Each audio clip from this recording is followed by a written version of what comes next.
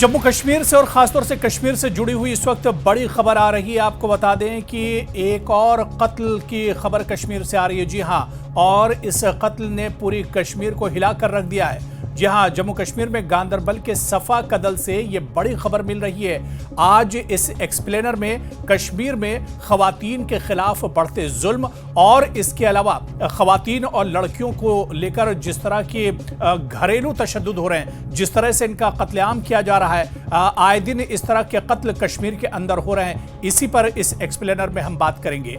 आज की जो बड़ी खबर है वो दरअसल कश्मीर से है, जहां पर लगातार खवातीन, लड़कियों और महिलाओं के खिलाफ घरेलू तशद्दुद बढ़ता जा रहा है। और ये घरेलू तशद्दुद इस हद तक बढ़ गया है कि अब आए दिन कश्मीर से इस तरह की खबरें आती हैं जहां पर खवातीन का कत्ल किया जाता है, जहां पर शादीशुदा खवातीन को ससुराल में निशाना बनाया जाता है, जहां पर मासूम बच्चियों का कत्ल किया जाता है, जहां पर छोटी छोटी बात को लेकर जो खवातीन हैं उन्हें एक तरह से निशाना बनाया जाता है और उन्हें कत्ल कर दिया जाता है। आज हम बात ऐसे ही एक मामले के कश्मीर के सफा कदल इलाके में जो कत्ल की वारदात हुई है इस पर हम बात करेंगे। दरअसल कश्मीर के गांदरबल के सफापुरा इलाके में अब एक 28 साल खातून के कत्ल की खबर ने पूरी वादी में हलचल मचा दी है। इस अलमनाक वाकये की चंद जो तफसीलात हैं वो भी हम बताएंगे। दरअसल इस कत्ल के बाद बड़े पैमाने पर लोग बाहर निकल आए, लोग एहतजाज कर रहे हैं, लोग मांग कर रहे हैं कि कातिल को सजाए मौत दी जाए और कातिल के खिलाफ सख्त से सख्त कार्रवाई की जाए, क्योंकि इस तरह के वाकये थमने का नाम नहीं ले रहे हैं। कश्मीर में इस तरह की जो वारदातें हैं वो एक के बाद एक बढ़ती जा रही हैं। यानी घरेलू तशद्दुद में, कश्मीर में घरेलू तशद्दुद लगातार बढ़ता जा रहा है। लगातार ससुराल में जो बहू हैं, जो खवातीन हैं, उन्हें एक तरह से निशाना बनाया जा रहा है। इसके लिए असली जिम्मेदार कौन है? क्या हमारा समाज, हम खुद, या फिर हमारा सिस्टम? कौन इसके लिए जिम्मेदार है? इसको भी हम समझने की कोशिश करेंगे। आप देखिए कि मकतूला खातून को इसके ससुराल में मुर्दा हालत में पाया गया। जो आसपास के लोग हैं उन्होंने कहा कि पहले इस खातून की बहुत बुरी तरह से पिटाई की गई है, इसे बहुत जदोकोब किया गया है, इसे बहुत परेशान किया गया है, बहुत हरास किया गया है और उसके बाद इस खातून का कत्ल कर दिया गया है। ससुराल में मुर्दा हालत में पाया गया इस खातून को। अहले इलाका और पुलिस के मुताबिक पोस्टमार्टम रिपोर्ट ने कत्ल की तस्दीक की है, जो कि बिल्कुल आप देखिए कि कुदरती मौत से ये बिल्कुल अलग होती है। और जो रिपोर्ट है वो ये बता रही कि इसका कत्ल किया गया है। हालांकि बहुत तेजी से जिस तरह से पुलिस ने जांच पड़ताल शुरू की, बहुत तेजी से पुलिस एक तरह से मुल्जिम तक पहुंच गई है जिस पर यह इल्जाम लगा है, जिसे कातिल बताया जा रहा है। हालांकि अभी पूरी तौर से तस्दीक नहीं हुई है, लेकिन शुरुआती तौर पर जांच में उस शख्स को गिरफ्तार कर लिया गया है। और जो शख्स गिरफ्तार किया गया है, जिस पर यह इल्जाम लग रहा है, इसे लेकर अब लोग कह रहे हैं कि सजा इतनी सख्त होनी चाहिए ताकि आने वाले लोग भी इस तरह की नापाक हरकत अंजाम न दे पाएं, इस तरह की घिनौनी हरकत अंजाम न देने पाएं। इस वजह से सख्त कदम उठाया जाना चाहिए, सख्त से सख्त सजा दी जानी चाहिए। बल्कि लोग सीधे सीधे मौत का ये मांग कर रहे हैं कि सजाए मौत होनी चाहिए, फांसी की एक तरह से सजा होनी चाहिए। जो जुर्म करने वाला है या जो असल मुजरिम है उसके खिलाफ सख्त से सख्त सजा होनी चाहिए। और यही वजह है कि सानिया के खिलाफ सड़कों पर एहतजाज शुरू हो गया है। सैकड़ों अफराद, जिनमें मुतासरा खानदान, सिविल सोसाइटी और दीगर शहरी भी शामिल हैं, उन्होंने हक इंसाफ का मुतालबा करते हुए बड़े पैमाने पर एक तरह से एहतजाज किया है। दरअसल खानदान, जो मुतासरा खानदान है, उसकी शिकायत है कि मकतूला के रिश्तेदारों का इल्ज़ाम है कि कत्ल में इसका करीब का रिश्तेदार मुलविस हो सकता है, जिस पर फौरी और शफाफ कानून कार्रवाई होनी चाहिए। तो वहीं पर अगर पुलिस की बात करें तो गांदरबल के एसएसपी ने मौके एहतजाज पर वो खुद पहुंचे, लोगों को उन्होंने समझाया और उन्होंने मुजाहिरीन को यकीन दिलाया कि यह मामला संजीदगी से हल किया जाएगा और मुतासरा खानदान को उन्होंने कहा कि पूरा का पूरा इंसाफ दिलाया जाएगा।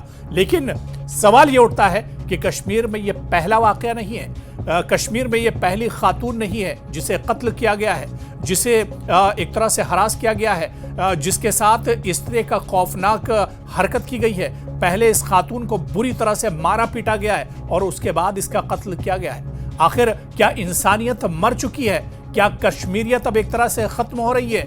और क्योंकि कश्मीर में आप देखिए कि माइनॉरिटी की तादाद यहाँ पर ज़्यादा है, मुसलमानों की तादाद यहाँ पर ज़्यादा है, और ऐसे में इस्लाम में जिस तरह से इसे घिनौनी हरकत करार दिया गया है, ऐसे में क्या अब ये लोग अपने इस्लाम और दीन से भी भटक रहे हैं? ऐसे में कई इस तरह के सवाल उठ रहे हैं। आखिर कमी कहाँ पर रह जाती है, कहाँ पर दरअसल चूक हो जा रही, कहाँ पर कमी रह जा रही है, और इस तरह के वाकयात हमारे समाज में रुक क्यों नहीं रहे, हमारे सिस्टम में आखिर कहाँ पर कमी रह गई है? ये भी कश्मीर के लोगों को बैठना होगा और सोचना होगा।